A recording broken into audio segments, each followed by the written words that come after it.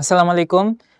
তোমাদেরকে সবাইকে স্বাগতম আরো একটা লেকচারে। আজকে আমরা কথা বলবো মহাকর্ষ অভিকর্ষ এই চ্যাপ্টারটা নিয়ে। চ্যাপ্টারটাকে আমরা দুটা পার্টে ভাগ করছি, যেমনটা তোমরা ম্যারাথনে দেখছো। তো প্রথম পার্টে যে টপিকগুলো আছে ওগুলোর আলোকে কি কি অ্যাডভান্স প্রবলেম হয় সেগুলো আমরা এখানে ডিসকাস করব। তো চলো আমরা শুরু করি। আমাদের প্রথমে একটা সুন্দর একটা অঙ্ক আছে, দেখো কি বলছে। আমাদের এখানে বলছে যে 1000 কেজি এবং 2000 কেজি ভরের বস্তুদ্বয়ের জন্য মূল বিন্দুতে লব্ধি প্রাবল্য নির্ণয় করো যখন এর XY তলে যথাক্রমে 4,2 এবং 2,3 বিন্দুতে অবস্থিত। আচ্ছা, কোয়েশ্চেনটা আমরা পড়লাম, এখন দেখি ছবিতে কি করা আছে। আমাদের এখানে দুইটা বস্তু আছে, একটা হচ্ছে 1000 কেজির আর একটা হচ্ছে 2000 কেজি। তো দুইটা বস্তু যথাক্রমে 4,2 আর 2,3 এই দুইটা স্থানাঙ্কে আছে। তো আমাকে হচ্ছে মূল বিন্দুতে প্রাবল্য বের করতে হবে। সো এই টাইপের অঙ্ক করার জন্য তোমাকে মাথায় রাখতে হবে, তোমাকে কিন্তু এখানে ভেক্টরের যে লব্ধির আইডিয়াটা সেটা খুব ভালো মতো এখানে অ্যাপ্লাই করতে হবে।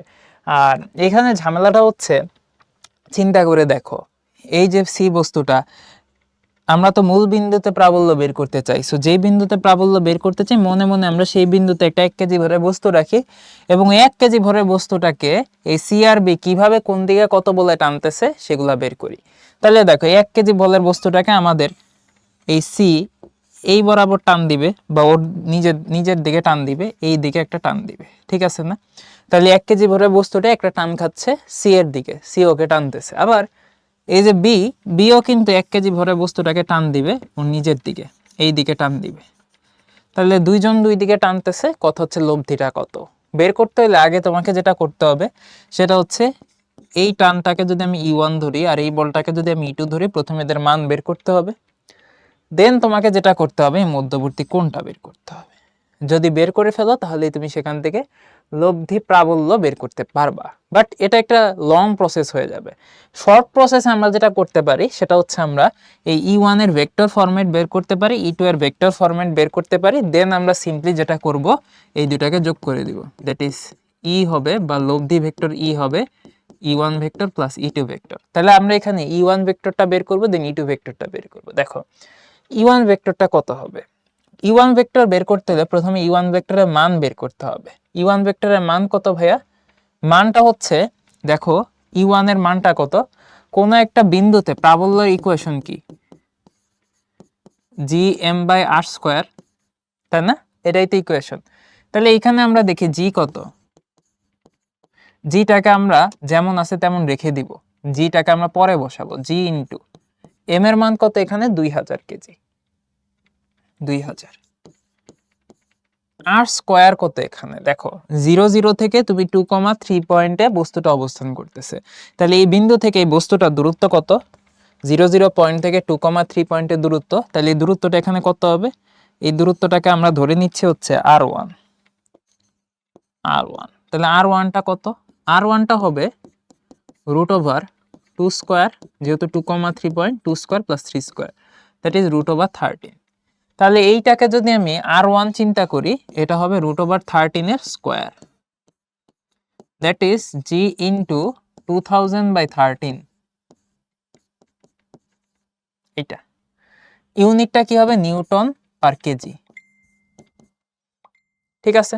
আচ্ছা, এরপরে আসো, এটার ভেক্টর রূপটা এখন বের করতে হবে। ভেক্টর রূপ বের করার নিয়ম কি? নিয়ম হচ্ছে কোন একটা ভেক্টরের মানকে তার একক ভেক্টর দিয়ে যদি গুণ দাও তাহলে কিন্তু এই ভেক্টরের ভেক্টর ফরম্যাট আমরা পেয়ে যাই, ঠিক আছে? তাহলে এখানে আমাদের ইউনিট ভেক্টর দিয়ে আমরা যে মানটাকে পাইছি সেটাকে গুণ দিতে হবে। সো অলরেডি আমরা E1 ভেক্টরের মান পেয়ে গেছি, সেটা হচ্ছে এইটা, g ইন্টু 2000/13। কথা হচ্ছে ইউনিট ভেক্টরটা কিভাবে বের করব। দেখো ইউনিট ভেক্টরটা আমাদের দিক নির্দেশ করে, অর্থাৎ এই যে বলটা আমরা পাইছি এই বলটা কোন দিকে কাজ করতেছে সেই বরাবর আমাকে একটা ইউনিট ভেক্টর বা একক ভেক্টর নিতে হবে। তো এই বরাবর একক ভেক্টরটা কি হবে, দেখো এই যে বলটা এটা 0 বিন্দু থেকে 2,3 বিন্দুর দিকে কাজ করতেছে। তাহলে এই বরাবর একটা একক ভেক্টর ইকুয়েশন কি হইতে পারে, প্রথমে তুমি এই বরাবর একটা ভেক্টর ইকুয়েশন নাও, 0 থেকে 2,3 এর দিকে যাচ্ছে এরকম একটা ভেক্টর ইকুয়েশন হচ্ছে 2i প্লাস 3j। তোমরা বুঝতেই পারছো 0 থেকে যদি 2,3 বিন্দুর দিকে একটা ভেক্টর তুমি আঁকো, সেই ভেক্টরটি ইকুয়েশন কি হবে, 2 - 0i plus 3 - 0j, 2i plus 3j। এখন এই ভেক্টরটাকে তুমি যদি ওর মান দ্বারা ভাগ দাও, এটার মান আসবে √13, তাহলেই কিন্তু তুমি ওই বরাবর একটা একক ভেক্টর পেয়ে যাও। তাহলে এখানে আমাদের ইউনিট ভেক্টরটা কত আসবে, 2i cap plus 3j cap root 13 গুণ, তাহলে এখানে বসাবা 2i cap plus 3j cap root 13 গুণ। তাহলে এই চলে আসলে আমাদের E1 ভেক্টর। সিমিলার ওয়েতে আমরা E2 ভেক্টরটাকে বের করব। E2 ভেক্টরটা তাহলে কত আসবে? প্রথমের মান gm/r2 স্কয়ার, g এর মান g, m এর মান কত? এখানে কিন্তু 1000 কেজি আছে, 1000 কেজি। এখানে পয়েন্টটা কত? 4,2। তাহলে এখানে r2 কত আসবে? √4 স্কয়ার প্লাস 2 স্কয়ার, এটা আসবে √20। তাহলে এইখানে আছে 1000, এখানে নিচে বসবে r2 স্কয়ার √20 কে স্কয়ার ইনটু, আচ্ছা ইনটু লাগবে না, এখানে জাস্ট মানটা বের করলাম নিউটন পার কেজিতে। এখন আমাকে যেটা করতে হবে, এই মানটার সাথে আমাকে একটা একক ভেক্টর গুণ দিয়ে E2 ভেক্টরটাকে বের করতে হবে। তাহলে মানটা হচ্ছে আমার g ইনটু 1000/20, √20 কে স্কয়ার করলে আসবে 1000/20। তার সাথে আমার এখানে একটা একক ভেক্টর গুণ হবে। একক ভেক্টরটা তাহলে কত হবে খেয়াল করে দেখো। আমাকে এখানে E2 যে ভেক্টরটা, এটা 0 0 পয়েন্ট থেকে 4,2 পয়েন্টের দিকে যাচ্ছে।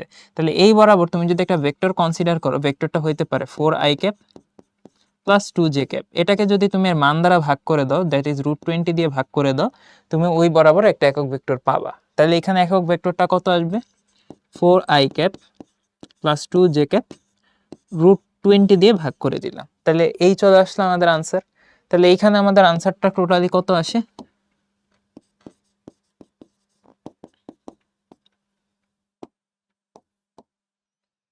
আনসারটা আসবে 1000কে 20 দিয়ে ভাগ দিলে তুমি পাবো হচ্ছে g ইন্টু 50, তার সাথে আমার জাস্ট একক ভেক্টরটা গুণ 4i cap plus 2j cap by √20। তাহলে দেখো আমরা আমাদের কাঙ্ক্ষিত গোলে পৌঁছে গেছি। এই পেয়ে গেছি আমরা আমাদের E1 ভেক্টর, এটা হচ্ছে আমাদের E2 ভেক্টর। তাহলে এখন কাজ কি? দুইটাকে জাস্ট যোগ করে দিব। সেই দুইটাকে তুমি যদি যোগ করে দাও, তাহলে কিন্তু এখান থেকে তুমি আমাদের আনসারটা পেয়ে যাবা। সো এটাই হচ্ছে আমাদের আনসার। আচ্ছা, তো আমরা এই অঙ্কটা তো দেখলাম, এখন আমরা পরের অঙ্কটায় যাই। দেখো আমাদের এখানে কি আছে। এখানে বলতেছে যে একটা নিউট্রন স্টার নামক কিছু নক্ষত্র মহাশূন্যের নিজ অক্ষে অত্যন্ত দ্রুত গতিতে ঘুরে। কত বেগে ঘুরে? 1 রেভলিউশন পার সেকেন্ড কৌণিক দ্রুতিতে ঘুরে। ঠিক আছে, ওই নক্ষত্রটার ব্যাসার্ধ যদি হয় 20 কিলোমিটার, তাহলে নক্ষত্রটার সর্বনিম্ন ভর কেমন হলে পৃষ্ঠের কোনো বস্তু ছিটকে পড়ার উপক্রম হবে। আচ্ছা দেখো, মনে করো আমাদের সেই নিউট্রন স্টার, এটা নিজ অক্ষের সাপেক্ষে এইভাবে ঘুরতেছে, কৌণিক বেগ ওমেগা 1 রেভলিউশন পার সেকেন্ড, মানে হচ্ছে 2π রেডিয়ান পার সেকেন্ড নাকি। এটার ব্যাসার্ধ দিয়ে দেওয়া আছে, কোনো সমস্যা নাই। এখন কাহিনী বলতেছে যে এত দ্রুত এটা ঘুরতেছে যেন এটার যে পৃষ্ঠ থেকে একটা বস্তু ছিটকে পড়বে এরকম একটা ভাব। ঠিক আছে, তো একটা বস্তু কোথা থেকে ছিটকে পড়লে সেই বস্তুটার কিন্তু ওজনহীনতা অনুভব করে। মনে করো তুমি একটা পাহাড়ের চূড়া থেকে ছিটকে পড়ছো, যখন তুমি এয়ার আসো তুমি কিন্তু ওজনহীন অনুভব করবা, অর্থাৎ তখন তোমার উপরে যেই আপাত অভিকর্ষজ ত্বরণ জি ইফেক্টিভ কাজ করবে সেটা হয়ে যাবে শূন্য।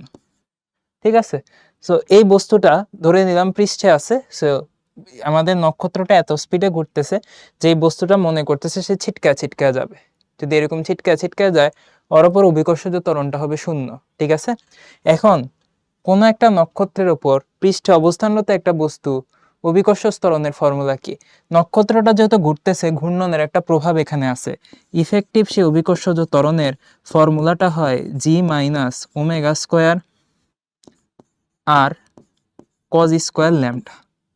এটা তোমরা শিখে আসছো। কাহিনী হচ্ছে এই বস্তুটা কোথায় আছে এটা তোমরা জানি না। যেহেতু জানি না, আমরা বাই ডিফল্ট ধরে নেই এটা বিষুবীয় অঞ্চলে আছে। বিষুবীয় অঞ্চলের ক্ষেত্রে ভাই ল্যামডার মানটা শূন্য হয়। সো ল্যামডার মানটা এখানে আমরা শূন্য ধরে হিসাব করি। এখানে কত আসবে? জি মাইনাস ওমেগা স্কোয়ার আর। ঠিক আছে, কজ স্কোয়ার 0-র মান হচ্ছে 1 আর ইফেক্টিভ সেই অভিকর্ষ ত্বরণটা হচ্ছে শূন্য। এখন প্রশ্ন করা হচ্ছে আমাদের এই নক্ষত্রটার ভর কত, এম কত হবে। ঠিক আছে, তাহলে দেখো এখান থেকে আমি লিখতে পারি জি সমান সমান ওমেগা স্কোয়ার আর। পৃথিবীর ক্ষেত্রে জিটা ছিল 9.8। কিভাবে পাইছিলাম মনে আছে? পৃথিবীর ক্ষেত্রে জিটা ছিল পৃষ্ঠের জি, অর্থাৎ যেই জিতে আমরা ঘূর্ণন গতির কোন ইফেক্ট কাউন্ট করি নাই। সো এই জি এর ফর্মুলাটা কি ছিল, যখন আমরা ঘূর্ণন টুর্ণন এত কিছু কাউন্ট করি নাই, পৃষ্ঠে জি এর ফর্মুলা ছিল gm/r²। সো এইখানে যে স্মল জি যেটা পাইছি, এই জিটা হচ্ছে ঘূর্ণন গতির ইফেক্ট ছাড়া যেই জিটা আমরা বের করছিলাম, দ্যাট ইজ সিম্পল gm/r² দিয়ে যেই জিটা আমরা বের করছিলাম, এটা সমান সমান হচ্ছে ω²r। ঠিক আছে, তাহলে এইখান থেকে ক্যালকুলেশন করে আমরা এমটা পেয়ে যাব, দ্যাট ইজ ভর। তাহলে এইখানে কত হবে, ω²r³ জি। তাহলে এইখানে ওমেগা কত, 2π, এটার উপর স্কোয়ার করে দিলাম। আর কত, আর হচ্ছে আমাদের ব্যাসার্ধ 20 কিলোমিটার, 20 × 10³ এটার উপর কিউব করে দিলাম, ডিভাইডেড বাই জি কত, 6.67 × 10⁻11 কেজি। তাহলে এইখানে ক্যালকুলেশন করলে আমি একটা আনসার পেয়ে যাব। কোন এককে পাবো, কেজি এককে পাবো। দেখি কত পাই।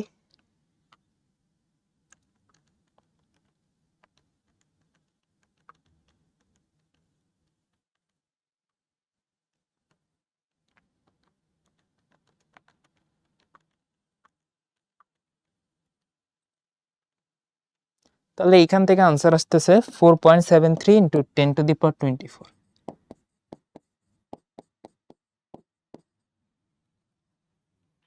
ঠিক আছে, এরপর দেখি এটা কি বলছে। পৃথিবীর কৌণিক দ্রুতি বৃদ্ধি পেয়ে কত হলে 30° উত্তর অক্ষাংশ অঞ্চলে অবস্থিত কোনো ব্যক্তির ওজন বর্তমান ওজনের 3/5 ভাগ হবে। প্রথমে খেয়াল করো, পৃথিবী তো ঘুরে, ওর একটা নির্দিষ্ট কৌণিক বেগ আছে, নিজ অক্ষের সাপেক্ষেও 24 ঘন্টা একবার ঘুরে, তাহলে ওর কৌণিক বেগটা হবে 2π/24 ঘন্টা, 24 × 60 × 60 রেডিয়ান পার সেকেন্ডে নিয়ে গেলাম। এটা হচ্ছে ওর প্রাথমিকভাবে কৌণিক বেগ। ঠিক আছে, তাহলে এই বেগের কারণে তুমি চিন্তা করো, একটা বস্তু যদি 30° উত্তর অক্ষাংশে অবস্থান করে এইভাবে, ওর উপর ইফেক্টিভ অভিকর্ষজ ত্বরণটা কত হবে, বা ওর ওজনটা কত হবে, ওর আপাত ওজনটা কিন্তু হবে, আপাত ওজন সেটাকে যদি আমরা ডাব্লিউ চিন্তা করি, সেটা হবে mg - m⍵² আর cos² ল্যামডা, এটা আমরা দেখে আসছি। ওকে, জাস্ট m ইন্টু ইফেক্টিভ অভিকর্ষ ত্বরণটা। তাহলে এইখানে দেখো m কমন নিলাম, g - ω² আর cos² ল্যামডা, এটা হচ্ছে ওর প্রাথমিকভাবে ওজন। ঠিক আছে, প্রাথমিকভাবে ওজন। এখন মনে করো এই জিনিসটার, এই পৃথিবীরই আমাদের কৌণিক বেগটা অনেকখানি বেড়ে গেল বা চেঞ্জ হয়ে গেল। ধরে নিলাম ওর কৌণিক বেগটা শুরুতে ছিল ওমেগা, এখন হয়ে গেল ω'। যদি ওর কৌণিক বেগটা চেঞ্জ হয়ে যায়, তাহলে আমরা দেখলাম কি ওর ওজনটাও চেঞ্জ হয়ে গেছে। কত হয়েছে, বর্তমান ওজনে 3/5 অংশ হয়েছে। তাহলে দেখো ওর চেঞ্জ হওয়া ওজন W' কত হবে, m × g - ω² আর cos² ল্যামডা। এখানে জাস্ট চেঞ্জ কোন জায়গায় আসছে, শুরুতে স্পিড ছিল ওমেগা, এখন স্পিড হয়ে গেছে ω'²। ঠিক আছে, ω'²। তাহলে এটা হচ্ছে আমাদের বর্তমান ওজন। তাহলে দেখে বর্তমান ওজনটা সম্পর্কে কি বলছে, যে বর্তমান ওজনটা নাকি আগের ওজনে 3/5। তাহলে ডাব্লিউ এর 3/5 হচ্ছে বর্তমান ওজন W'। তাহলে এই পাশে ইকুয়েশনটা কি আছে, m × g - ω'² আর cos² ল্যামডা। এতে তো কারো কোনো আপত্তি নাই, তাই না? আমি জাস্ট W' এর জায়গায় বর্তমান আগের ওজনে 3/5 অংশ যে ওই ব্যাপারটা এখানে বসাইছি। এখন আমারে বলো, এই W এর মান আমরা জানি, এই W এর মান হচ্ছে ভাই এইটা, m × g ω² আর cos² ল্যামডা, m ×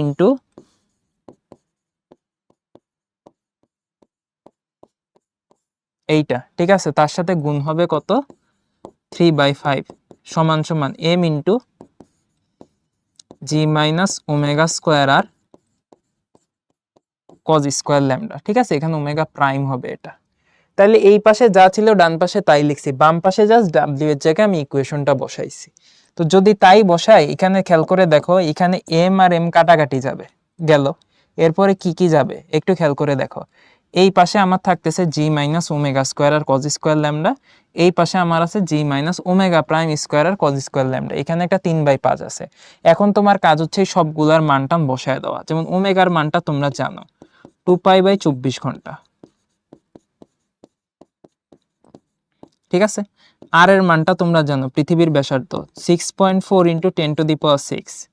ল্যামডাটা তোমরা জানো 30°। ঠিক আছে, জি এর মানটা তোমরা জানো 9.8, মুখস্থ আমাদের। তারপরে ওমেগা প্রাইমটা ভাইয়া জানো না, এটাই কিন্তু আমাকে বের করতে হবে।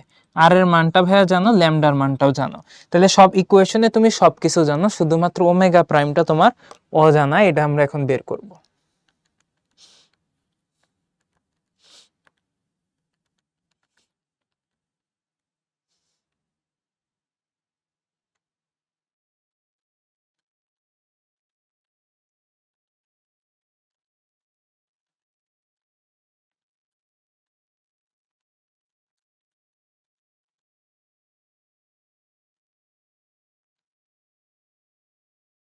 তাহলে আমরা দেখতে পাচ্ছি আমাদের স্পিড কিন্তু অনেকখানি বেড়ে গেছে।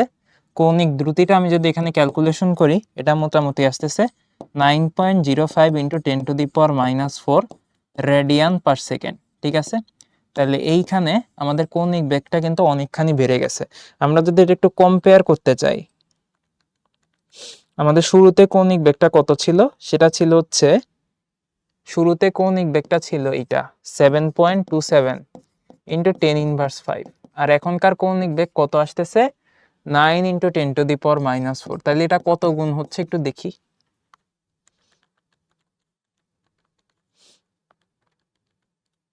মোটামুটি 12.37 গুণ হয়ে যাচ্ছে। সো ওমেগা প্রাইম হচ্ছে 12.37 গুণ অফ ওমেগা।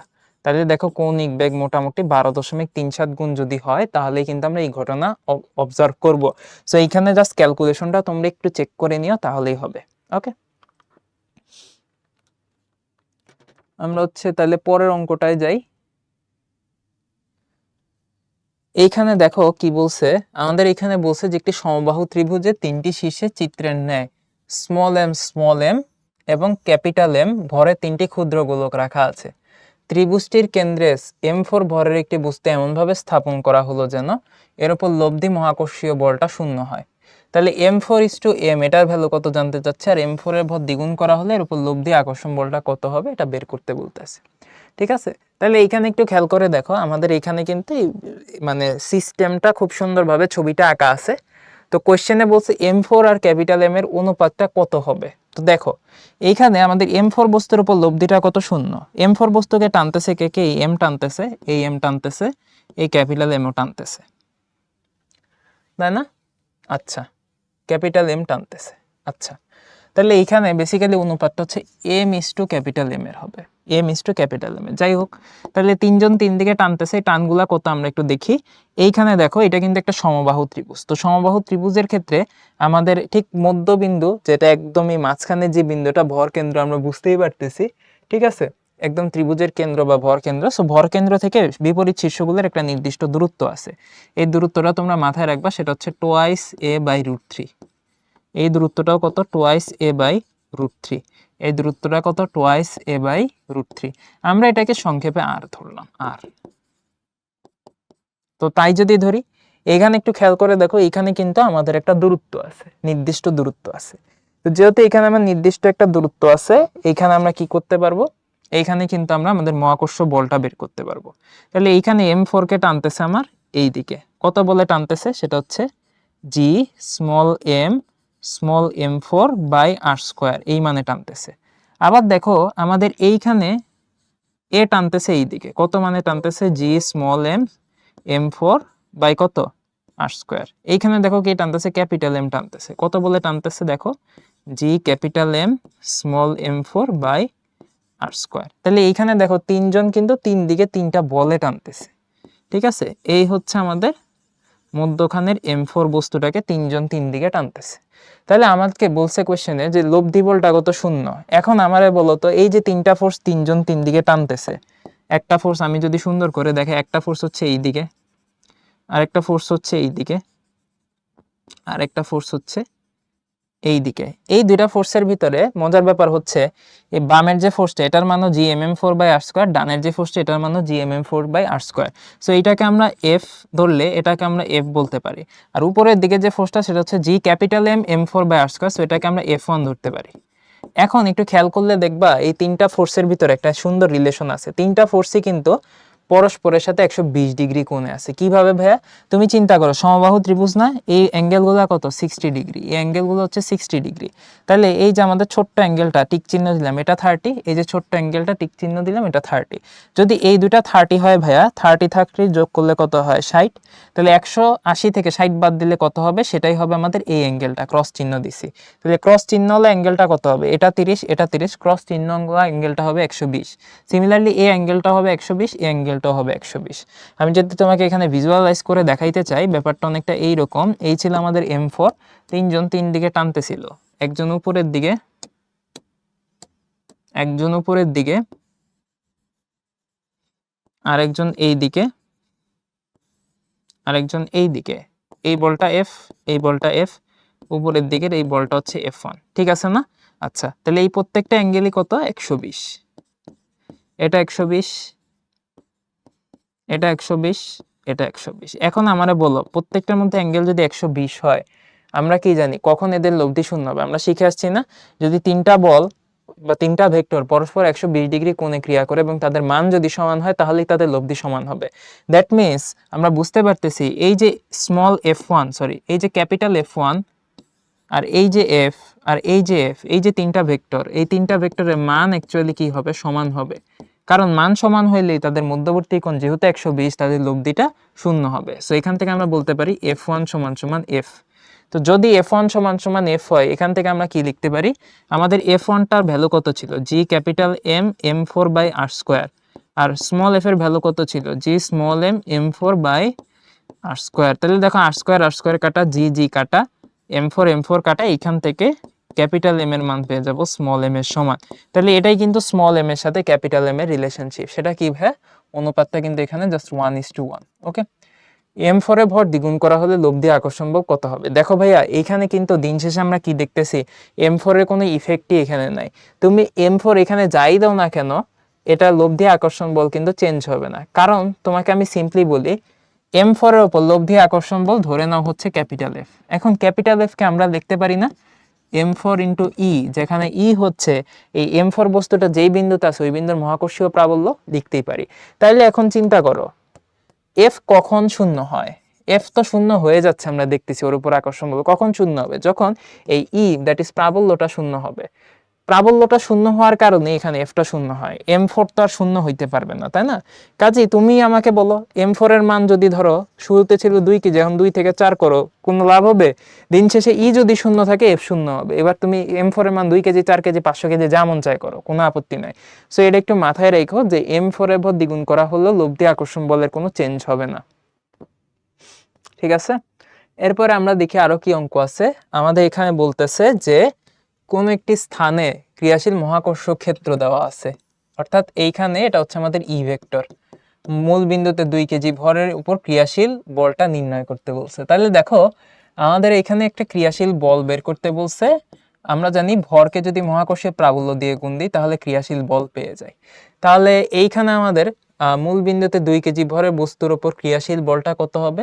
ভরটা দেওয়া আছে 2, প্রাবল্য হচ্ছে 5i ক্যাপ প্লাস 12j।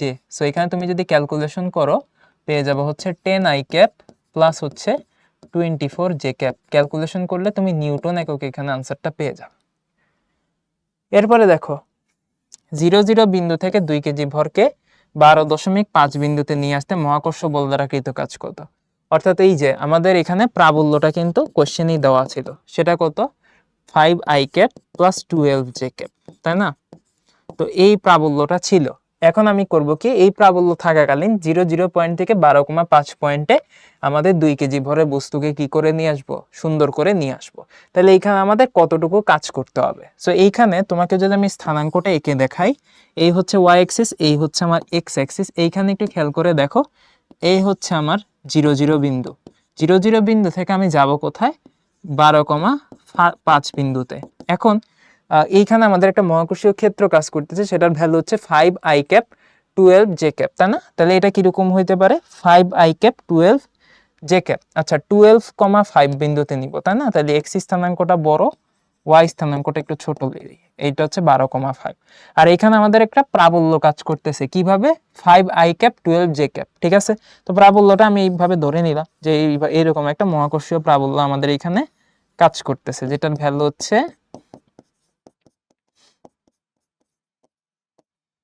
এটা, ঠিক আছে। এখন কথা হলো মহাকর্ষীয় বল দ্বারা কৃত কাজ কত বের করতে হবে। তো এটা খুব ইজিলি তোমরা করতে পারো, কিন্তু ঝামেলা হচ্ছে এই যে তুমি বস্তুটাকে 0 থেকে 12,5 কিভাবে নিচ্ছ এটা কিন্তু তুমি জানো। কিভাবে তুমি এটাকে 0 থেকে 12,5 পয়েন্টে নিয়ে যাচ্ছ এটা কিন্তু তুমি জানো না এখনো। যেহেতু তুমি জানো না, এখানে কিন্তু তুমি এইভাবে বের করতে পারবা না। তোমাকে যদি পথটা বলে না দেয় যে কিভাবে তুমি কোন পথে এটাকে নিয়ে যাচ্ছ, তোমার কিন্তু এটা বের করাটা কিছুটা ডিফিকাল্ট হবে। বাট এইখানে মাথায় রাখবা, যদি এরকম পথটা বলে না দেয় যে কোন পথে তুমি 0 থেকে 12,5 পয়েন্টে নিয়ে গেছো, যদি পথটা বলে না দেয় সেই ক্ষেত্রে তুমি খুব ইজিলি এটা করে ফেলবা, তোমাকে কেউ দায় দিবে না। কিভাবে করবা, তুমি প্রথমে ধরবা তুমি তো 0 থেকে 12,5 গেছো, তুমি প্রথমে এই বস্তুটাকে এক্স অক্ষ বরাবর সরাবা, সরায় তুমি কোথায় নিবা, তুমি 12,0 বিন্দুতে নিবা। এরপরে তুমি ওকে ওয়াই অক্ষ বরাবর সরাবা, 12,0 থেকে 12,5 নিবা, ঠিক আছে। অর্থাৎ প্রথমে এক্স অক্ষ বরাবর ওকে সরাবা, দেন ওয়াই অক্ষ বরাবর ওকে সরাবা। তাহলে দেখো, যখন ওকে আমি এক্স অ্যাক্সিস বরাবর সরাচ্ছি তখন আমার কৃত কাজটা কি আসবে, সেটাকে আমি ডাব্লিউ এক্স ধরলাম। কৃত কাজটা কি আসবে, integration of E D x. খেয়াল করে দেখো, যখন আমি এক্স অক্ষ বরাবর সরাচ্ছি তখন কিন্তু মহাকর্ষীয় প্রাবল্যের এক্স উপাংশটা নিয়ে আমাকে কাজ করতে হবে। শুধু প্রাবল্যকে নিলেই হবে না, আমাকে কিন্তু বলকে নিতে হবে। তাহলে খেয়াল করো, এখানে যখন আমি এক্স অক্ষ বরাবর কাজটা বের করতেছি, অর্থাৎ আমি ওকে এক্স অক্ষ বরাবর সরাচ্ছি, তখন আমি বলটা নিব হচ্ছে এক্স অক্ষ বরাবর বল, ঠিক আছে ভাইয়া। এখন দেখো এক্স অক্ষ বরাবর আমার বলটা কত আছে, এক্স অক্ষ বরাবর আমাদের বলটা কত আছে, ই এর মান আমরা জানি। এক্স অক্ষ বরাবর আমার বলটা কত হবে, বলের মানটাও কিন্তু আমরা বের করছিলাম, 10i cap 24 J cap Newton, এটা হচ্ছে আমাদের বল। তাহলে এখানে এফএক্স কত, এফএক্স হচ্ছে 10, এফওয়াই কত, এফওয়াই হচ্ছে আমাদের 24 নিউটন। এখন আমাকে বল, এই যে এফএক্স আর এফওয়াই ধ্রুব বল না পরিবর্তনশীল, আপাতত এখানে আমাদের ধ্রুবক। যেহেতু ধ্রুবক, ইন্টিগ্রেশনের ঝামেলা করার দরকার নাই, আমরা সিম্পলি লিখি এফএক্স ইন্টু কত, এক্স।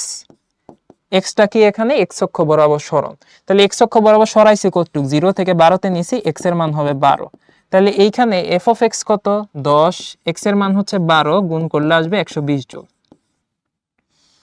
সিমিলারলি ওয়াই এক্সিসে গেলাম, ওয়াই এক্সিস বরাবর কি হবে, ডাব্লিউ ওয়াই হবে, সেটা কত হবে, f y into y. F y কত ভাইয়া, এফ ওয়াইটা এখানে 24, আর ওয়াই অক্ষ বরাবর সরাইছি কতটুকু, উপরের দিকে দেখো 12.0 থেকে 12,0 থেকে 12,5 গেছি, সো 5, এটা চলে আসতেছে আমার আরেকটা 120 জুল। তাহলে এইখানে আমাদের পুরো টোটাল কাজটা কত আসবে, ডাব্লিউ সমান সমান W x plus W Y, 120 যোগ করলে আসবে 240 জুল। এটাই আমাদের আনসার, কিন্তু মাথায় রাখিও। হ্যাঁ,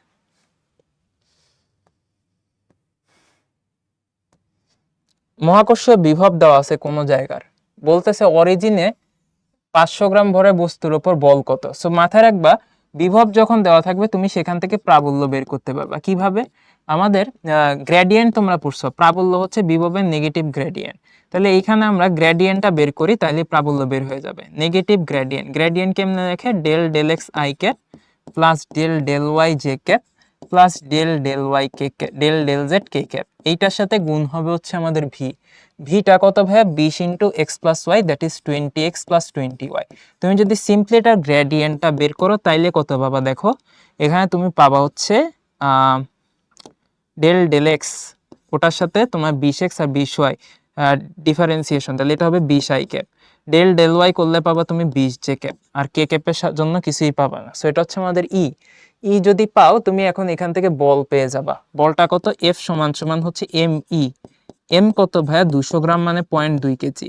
ই কত ভাইয়া, এখানে একটা মাইনাস আছে দেখো, এখানে হবে -20i ক্যাপ -20j ক্যাপ। তুমি যদি এটা ক্যালকুলেশন করো এখানে তুমি আনসার পেয়ে যাবা -4i ক্যাপ -4j ক্যাপ। এটাই হচ্ছে আমাদের আনসার।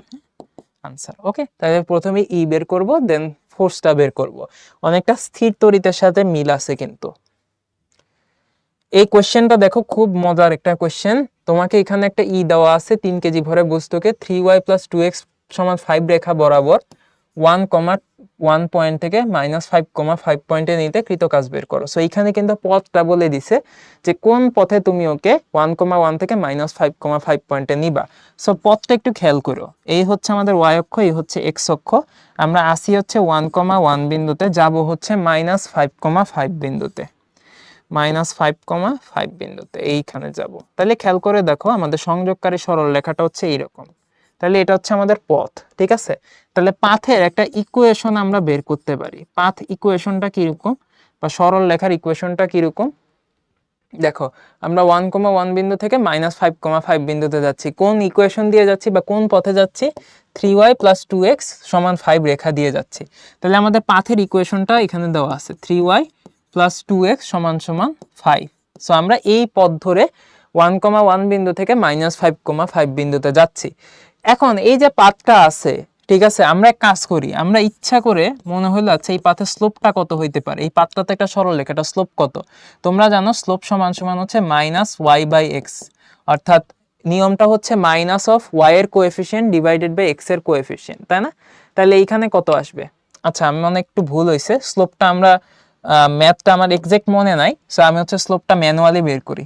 শর্টকাটটা মনে হয় -x এর কোএফিসিয়েন্ট বাই y এর কোএফিসিয়েন্ট। তো এটা হচ্ছে y = তুমি যদি ক্যালকুলেশন করো এখান থেকে, সেটা আসবে হচ্ছে 5 - 2x/3। তাহলে এখানে স্লোপটা আমরা পাবো হচ্ছে -2/3। এখানে স্লোপটা কত? পথের স্লোপটা হচ্ছে -2/3, মাথায় রাখিও, পাইলাম। এখন আমার এই যে আমার কাজ বের করতে বলছে, তাই না? কাজ বের করতে বলছে, তো এখানে প্রাবল্য দেওয়া আছে। প্রাবল্য যদি দেওয়া থাকে, আমি যদি এটাকে 3 কেজি মানে ভর দিয়ে গুণ দিই, আমি এখানে ফোর্স পাবো। ফোর্সটা কত হবে? সবাইরে 3 দিয়ে গুণ দিব, 6i ক্যাপ + 9j ক্যাপ। এখন কথা হলো যে ফোর্সটা আমরা পাচ্ছি, সেই ফোর্সটা কোন ডিরেকশনে কাজ করতেছে? 6i cap + 9j cap ডিরেকশনে। আমরা ধরে নিলাম ফোর্সটা এইভাবে কাজ করতেছে, ধরে নিলাম। এখন তুমি কি একটু খেয়াল করে দেখছো ফোর্সের ইকুয়েশনটা? 6i cap + 9j cap. So এটাকে যদি আমি ভেক্টরিক্যালি ড্র করি, সেটা কিন্তু একটা রেখা আসবে, এবং সেই রেখাটার সেই রেখাটার স্লোপ কিরকম আসবে? স্লোপ সমান তোমরা তো শিখে আসছো, y অ্যাক্সিসে যা আছে ডিভাইডেড বাই x অ্যাক্সিসে যা আছে।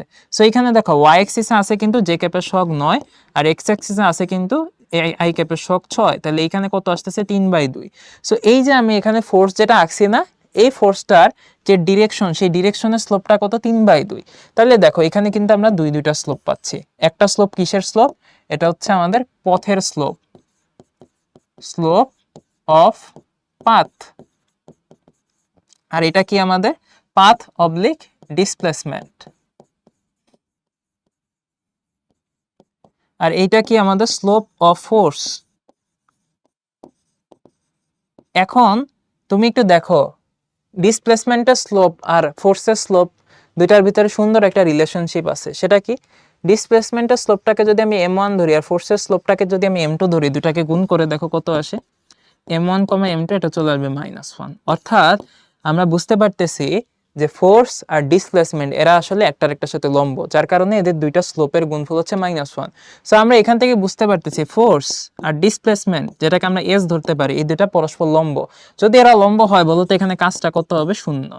সো এই প্রবলেমের আনসার কিন্তু ভাইয়া 0। ঠিক আছে, খুব সুন্দর একটা প্রবলেম।